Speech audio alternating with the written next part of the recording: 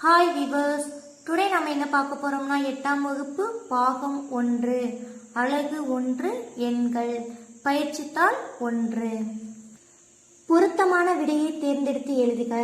First question பின்வருவனவற்றுள் எது விகிதமுறு எண் அல்ல? இந்த 4 ஆப்ஷன்ல எது விகிதமுறு எண் அல்லன்னு கேட்டிருக்காங்க. விகிதமுறு எண் என்ன அமைப்புல இருக்கும்னா p/q. q not equal to 0. q என்னவா இருக்கும்? not equal to 0வா இருக்கும். பாருங்க p/q. இந்த q வந்து என்னவா இருக்கு? equal to 0வா இருக்கு. நமக்கு என்ன கொடுத்திருக்காங்க? கண்டிஷன்ல not equal to 0வா கொடுத்திருக்காங்க. சோ எது விகிதமுறு எண் அல்ல? 9/0. செகண்ட் क्वेश्चन கொடுக்கப்பட்ட எண்கோட்டில் இருந்து பின்வருவனவற்றுள் a மற்றும் b குறிக்கும் விகிதமுறு எண்கள் முறையே. என்ன கேட்டிருக்காங்க क्वेश्चनல? இந்த a and b குறிக்கும் எண் கேட்டிருக்காங்க. ஓகேங்களா? இப்போ கவுண்ட் பண்ணி பாருங்க. 1 2 3 4 5 6 7 8. இந்த இடத்தை எப்படி ரைட் பண்ணிக்கலாம்னா 8/8. இதை கேன்சல் பண்ணா நமக்கு 1 கிடைக்கும். ஓகேங்களா? இது எப்படி ரைட் பண்ணிருக்கோம்? 1/8 2/8 3/8 4/8 5/8 6/8 7/8 8/8 வந்து கேன்சல் பண்ணோம்னா நமக்கு 1 கிடைக்கும். ஸோ இந்த மாதிரி ரைட் பண்ணிக்கிட்டு a and b யோட வேல்யூவை பாருங்க. a யோட வேல்யூ என்ன? 3/8. b யோட வேல்யூ 5/8. ஸோ ஆன்சர் என்ன நமக்கு? தேர்ட் क्वेश्चन p/q என்பது ஒரு விகிதமுறு எண் எனில் பின்வருவனவற்றுள் எது உண்மை அல்ல? என்ன क्वेश्चनல கேட்டிருக்காங்க? இது ஒரு விகிதமுறு எண்ணா இருந்தா இதுல எது உண்மை அல்லன்னு கேட்டிருக்காங்க. ஓகே, பார்க்கலாமா? விகிதமுறு எண்ணா இருந்தா நமக்கு கண்டிஷன்ல என்ன கொடுத்திருக்காங்க? q not equal to 0ன்னு கொடுத்திருக்காங்க. பட் நமக்கு இங்க என்ன வருது? q equal to 0. சோ எது உண்மை அல்ல? q equal to 0. fourth question 20/-60 இன் திட்ட வடிவம். ஓகே, இது என்ன பண்ணலாம்? நம்ம 2 tables 10 tablesல கேன்சல் பண்ணோம்னா நமக்கு இதனோட திட்ட வடிவம் கிடைச்சிடும். ஓகே, பார்க்கலாமா?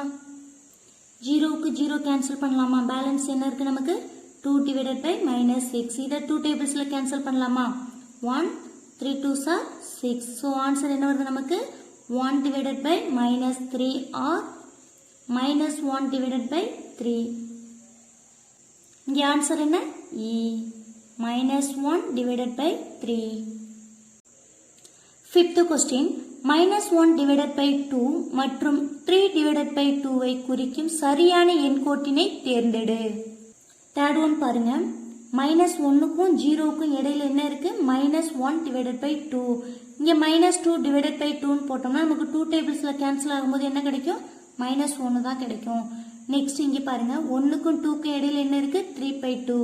நெக்ஸ்ட் நீங்க செக் பண்றதுக்கு என்ன பண்ணலாம்னா 4/2ன்னு பண்ணீங்கன்னா இந்த 2 tablesல கேன்சல் பண்ணிட்டா நமக்கு என்ன கிடைக்கும்? இங்க 2 கிடைச்சிரும்.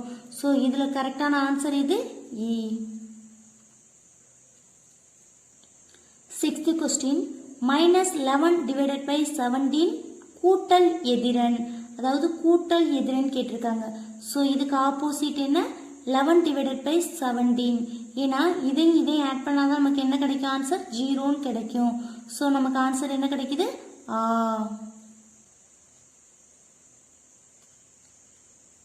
செவன்த் क्वेश्चन சரியான கூற்றை தேர்ந்தெடுக்க.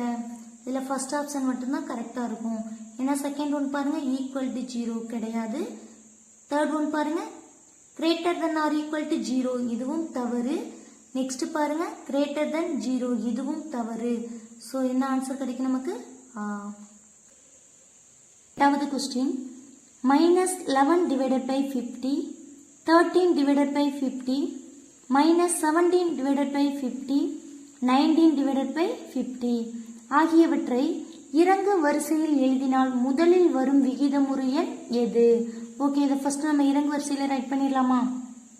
19/50, நெக்ஸ்ட் 13/50, நெக்ஸ்ட் -11/50, நெக்ஸ்ட் -17/50. ஸோ கொஸ்டின்ல என்ன கேட்டிருக்காங்க? இறங்கு வரிசையில் எழுதினால் முதலில் வரும் விகிதமுறு எண். முதலில் எது வருது? 19/50. ஸோ இங்கே ஆன்சர் என்ன வரும் நமக்கு? E. 9th question, -2 divided by 5, 3 divided by 5, -4 divided by 5, 1 divided by 5, 2 divided by 5 ஆகியவற்றை ஏறு வரிசையில் எழுதினால் நடுவில் வரும் விகிதமுறு எண் எது? ஃபர்ஸ்ட் நம்ம என்ன பண்ணோம், கொடுத்துருக்கதை ஏறு வரிசையில் ரைட் பண்ணிக்குவோம். நெக்ஸ்ட் ஏறு வரிசையில் ரைட் பண்ணதுக்கு பிறகு சென்டரில் எது வருதோ அதை எடுத்து தான் நம்ம ஆன்சரில் ரைட் பண்ணுவோம். ஓகே, பார்க்கலாமா? இதை ஏறு வரிசையில் சொல்லுங்கள். -4 divided by 5, -2 divided by 5, next 1 divided by 5, next 2 divided by 5, 3 divided by 5. இப்போ இதில் எது சென்டரில் வருதுன்னு பாருங்கள். ஸோ ஆன்சர் நமக்கு என்ன? 1 divided by 5. 10th question, 1/7 மற்றும் 1/6 இன் சராசரி. சராசரி கேட்டால் நம்ம என்ன பண்ணுவோம், ரெண்டையும் ஆட் பண்ணி 2ஆல் டிவைட் பண்ணுவோம். ஸோ பார்க்கலாமா? சராசரி 1 divided by 7 plus 1 divided by 6 divided by 2. இப்போ இதை நம்ம எப்படி இது பண்ணுவோம்னா குறுக்கு பெருக்கல். ஓகேங்களா? ஃபர்ஸ்ட் இதை மல்டிப்ளை பண்ணிக்குவோம், நெக்ஸ்ட் இப்படி மல்டிப்ளை பண்ணிக்குவோம், நெக்ஸ்ட் இதை மல்டிப்ளை பண்ணுவோம். ஓகே, ஃபர்ஸ்ட் சொல்லுங்க, இதை மல்டிப்ளை பண்ணுங்க. 6 plus 7 divided by 7 42, 2ஆல் டிவைட் பண்ணிக்கலாம். நெக்ஸ்ட் என்ன பண்ணுவோம், இது ரெண்டு ஆட் பண்ணிக்கலாம். 6 plus 7 13 divided by 42. இதை தலைகீழியாக கொண்டு போகும்போது என்ன ஆகும், 2/1ங்கிறது என்னவா சேஞ்ச் ஆகும், 1/2. இதை மல்டிப்ளை பண்ணுங்க. 13 × 1 13 டிவைடட் 42 × 2 84. ஸோ ஆன்சர் என்ன வரும் நமக்கு, E.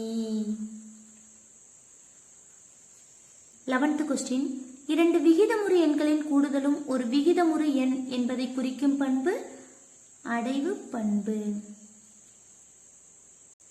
12th question, கீழ்கண்டவற்றுள் எது கூட்டலின் மீதான பரிமாற்று பண்பை நிறைவு செய்கிறது?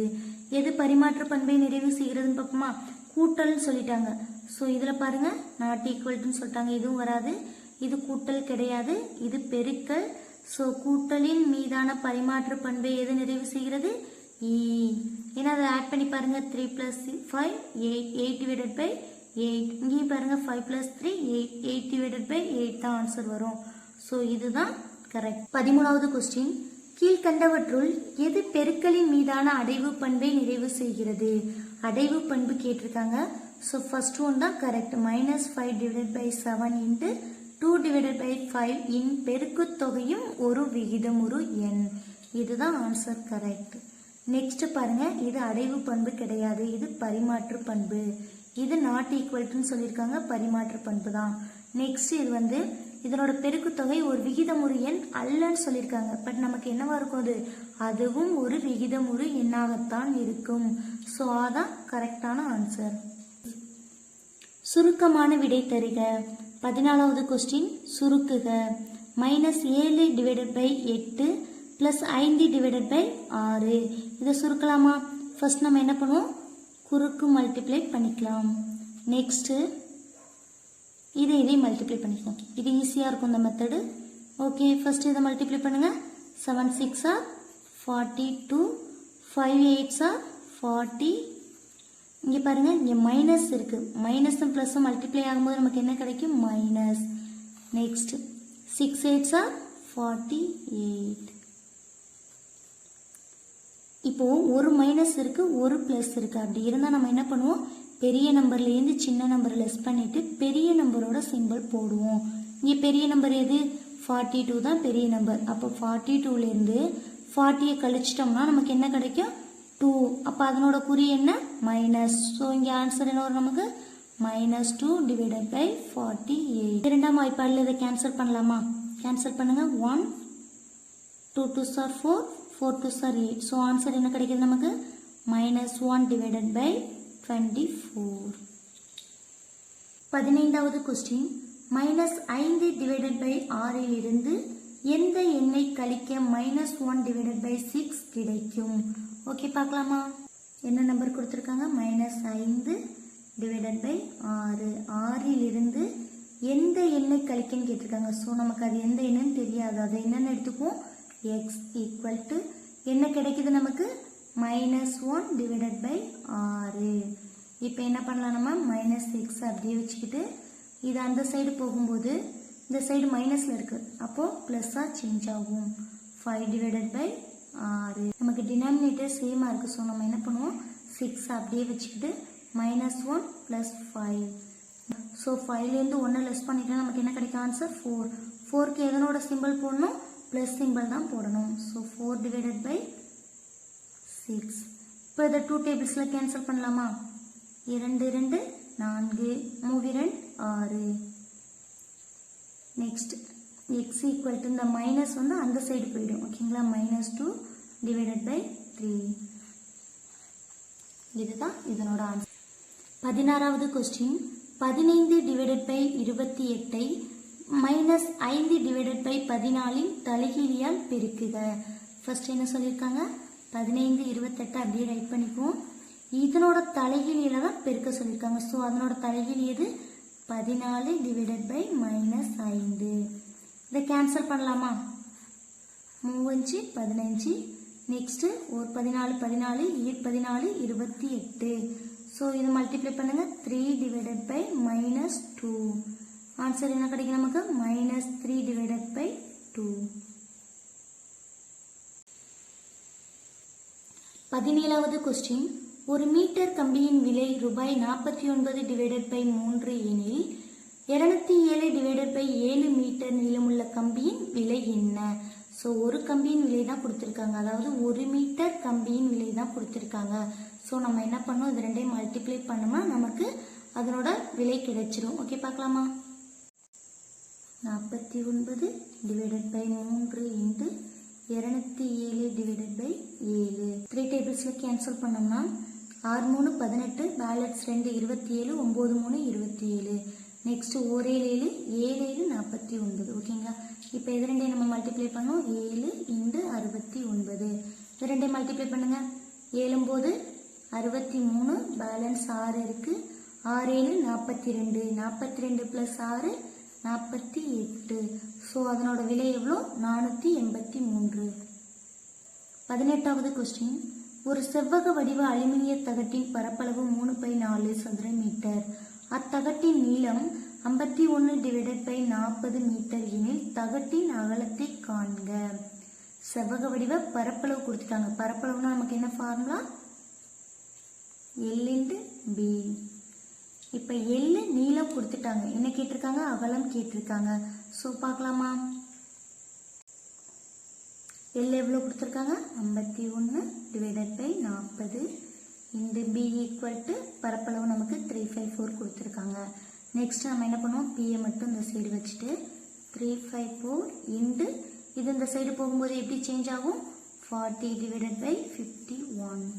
ஓகே, இதை கேன்சல் பண்ணுங்க, 40.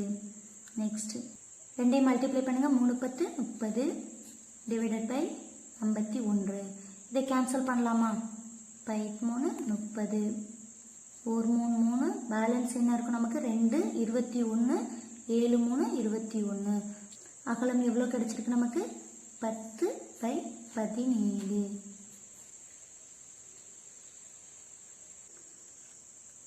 19th கொஸ்டின், 1 மற்றும் -1 பெருக்கல் தலைகீழிகள் முறையே 1 மற்றும் -1 ஆகும், நியாயப்படுத்துக.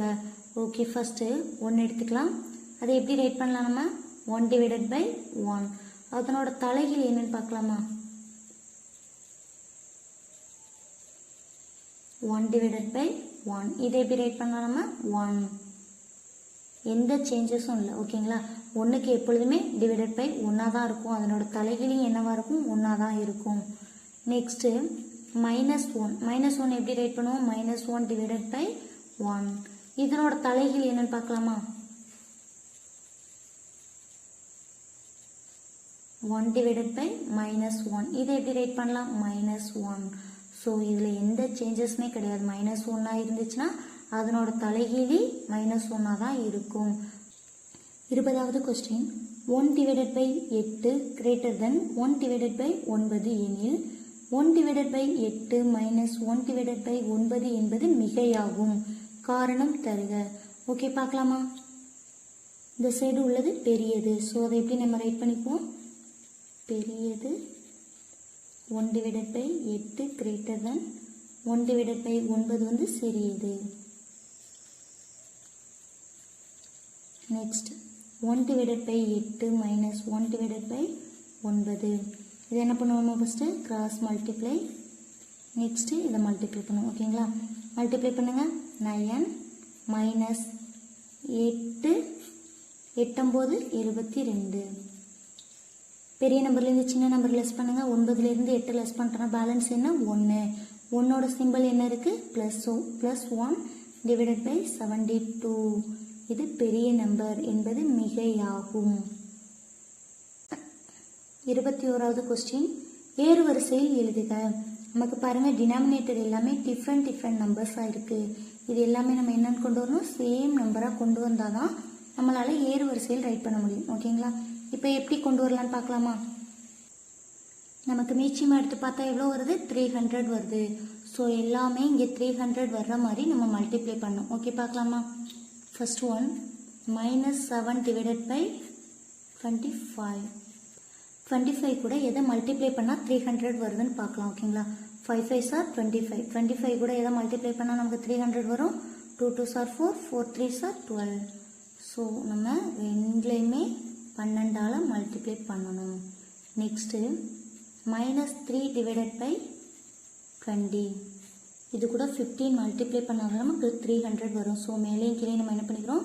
15ஆல் மல்டிப்ளை பண்ணிக்கிறோம். Next -8 divided by 15. 15 கூட எதை மல்டிப்ளை பண்ணால் நமக்கு 300 கிடைக்கும்? 20. ஸோ 20ஆல் மேலேயும் கீழேயும் மல்டிப்ளை பண்ணிக்குவோம். பகுதி அண்ட் விகுதி ரெண்டுலேயுமே 20ஆல் மல்டிப்ளை பண்ணணும்.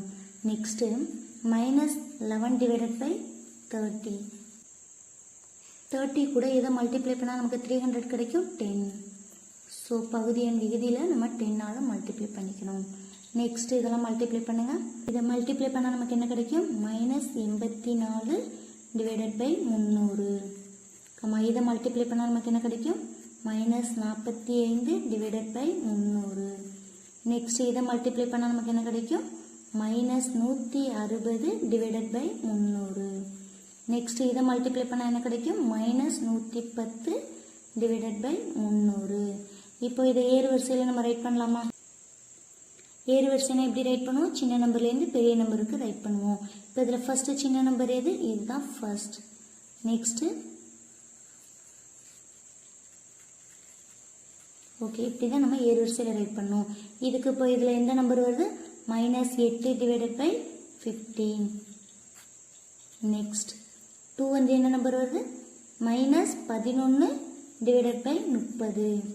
நெக்ஸ்ட்டு தேர்ட் என்ன வருது? -7 டிவைடட் பை 25. நெக்ஸ்ட்டு லாஸ்ட் என்ன வருது நமக்கு? -3 டிவைடட் பை 20. இதுதான் இதனோட ஏறு வரிசை. 22வது கொஸ்டின், -4 டிவைடட் பை 7 மற்றும் 1 டிவைடட் பை 7க்கு இடையில் அமையும் 4 விகிதமுறு எண்களை கண்டுபிடி. இந்த மாதிரி எண் கோட்டில் ரைட் பண்ணிக்குவோம். இப்போ என்ன கேட்டிருக்காங்க? -4 பை 7க்கும் 1/7க்கும் இடைப்பட்ட 4 விகிதமுறு எண்களை கண்டுபிடிக்க சொல்லியிருக்காங்க. பண்ணுவோம். -3/7, -2/7, -1 டிவைடட் பை 7, நெக்ஸ்ட் 0. இதுதான் இதனோட ஆன்சர். 23வது கொஸ்டின், சம பகுதிகளாக மாற்றி 2/9 மற்றும் 70/90க்கு இடையில் அமையும் 4 விகிதமுறு எண்களை கண்டுபிடி. பகுதியை 2 எப்படி மாற்ற சொல்லியிருக்காங்க?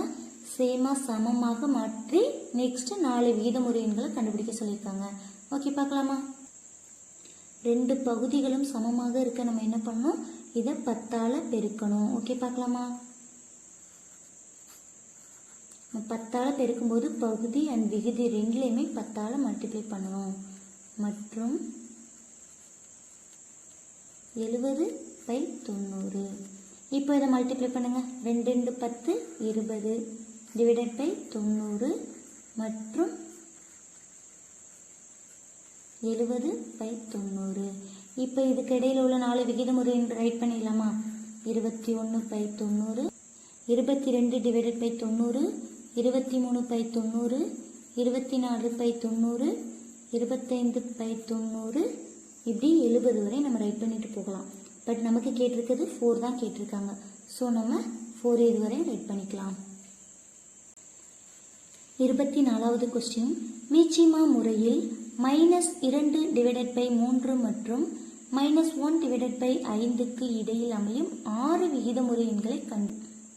மீச்சிமா நமக்கு என்ன கிடைக்குது? 15. ஸோ பகுதியில் 15 வர்ற மாதிரி நம்ம எதை மல்டிப்ளை பண்ணோம்? 5 மல்டிப்ளை பண்ணால் நமக்கு 15 கிடைக்கும். 2 5s are 10, -10 divided by 3 5s are 15. Next பகுதியில் நமக்கு என்ன கிடைக்கணும்? 15 வரணும். ஸோ இதை எதால் மல்டிப்ளை பண்ணால் நமக்கு 15 கிடைக்கும்? 3ஆல் மல்டிப்ளை பண்ணால் 15 கிடைக்கும். ஸோ இதை மல்டிப்ளை பண்ணுங்கள். -3 டிவைடட் பை 15. இது ரெண்டுக்கும் இடைப்பட்ட 6 விகிதமுறை எண்கள் கேட்டிருக்காங்க. ஓகே, ரைட் பண்ணலாமா? -9 divided by 15, -8 divided by 15, -7 divided by 15, -6 divided by 15, -5 divided by 15, -4 divided by 15. 1 2 3 4 5 6 வந்துடுச்சு. ஸோ இதுதான் இதனோட ஆன்சர். 25வது கொஸ்டின், இரு விகிதமுறு எண்களின் கழித்தல் பரிமாற்று பண்பை நிறைவு செய்யாது. இக்கூற்றை விளக்குக. நாம் 2 விகிதமுறை எண்கள் எடுத்துக்கலாம், 1/3 அண்டு 1/4. ஓகே, இதை யூஸ் பண்ணி கழித்தல் பரிமாற்று பண்பை நிறைவு செய்யாதுன்னு பார்க்கலாமா? 1/3 மைனஸ் 1/4. இது கிராஸ் மல்டிப்ளை பண்ணலாமா? ஏன்னா நமக்கு பகுதி சேமாக இருந்தால் மட்டும்தான் நம்மளால் கழிக்க முடியும். ஸோ நம்ம கிராஸ் மல்டிப்ளை பண்ணலாமா? 4, இதை மல்டிப்ளை பண்ணுங்கள். 3 டிவைடட் பை 12. நெக்ஸ்ட்டு இதை கேன்சல் பண்ணால் நமக்கு என்ன கிடைக்கும்? நெக்ஸ்ட்டு இதை லெஸ் பண்ணால் நமக்கு என்ன கிடைக்கும்? 1 டிவைடட் பை 12. நெக்ஸ்ட்டு பாருங்கள், 1/4 மைனஸ் 1/3. இதை குறுக்கு பெருக்கல் பண்ணுங்கள். 3 மைனஸ் 4 டிவைடட் பை 12. இதை லெஸ் பண்ணால் நமக்கு என்ன கிடைக்கும் ஆன்சர்? -1 divided by 12. ஏன்னா பெரிய நம்பர்லேருந்து சின்ன நம்பரை லெஸ் பண்ணிட்டு பெரிய நம்பரோட சிம்பிள் போடுவோம். இங்கே பெரிய நம்பரோட சிம்பிள் என்ன இருக்குது? மைனஸ். So -1 divided by 12. இது ரெண்டும் சேமாக இருக்கான்னு பாருங்கள். இல்லை. 1/3 minus 1/4 not equal to 1/4 minus 1/3. therefore இரு விகிதமுறு எண்களின் கழித்தல் பரிமாற்று பண்பை நிறைவு செய்யாது. 26வது கொஸ்டின், ஏதேனும் இரு விகிதமுறு எண்களின் பெருக்கல் பரிமாற்று பண்பை நிறைவு செய்யும் என்பதை நிரூபி. நம்ம என்ன பண்ணலாம்? ஏதாவது இரு விகிதமுறு எண்கள் எடுத்துக்கொள்ளலாம். எது எடுத்துக்கோ? நம்ம 1/3, 3/4. ஓகே, இதை யூஸ் பண்ணி பார்க்கலாமா? மல்டிப்ளை பண்ணால் நமக்கு என்ன கிடைக்கும்? 3 டிவைடட் பை 3 12. நெக்ஸ்ட் என்ன பண்ணலாம்? 3 divided by 4 into 1 divided by 3. இதை மல்டிப்ளை பண்ணுங்கள். 3 4 3s are 12. ஸோ ரெண்டும் சேமாக இருக்கான்னு பாருங்கள். சேமாக இருக்குது. 1/3 into 3/4 equal to 3/4 into 1/3. therefore இரு விகிதமுறு எண்களின் பெருக்கல் பரிமாற்று பண்பை நிறைவு செய்யும். இந்த வீடியோ உங்களுக்கு பிடிச்சிருந்துச்சுன்னா ப்ளீஸ் ஷேர் பண்ணுங்கள், கமெண்ட் பண்ணுங்கள், மறக்காமல் சப்ஸ்கிரைப் பண்ணுங்கள். அப்படியே கீழே உள்ள பெல் பட்டனை கிளிக் பண்ணுங்கள். தேங்க்யூ.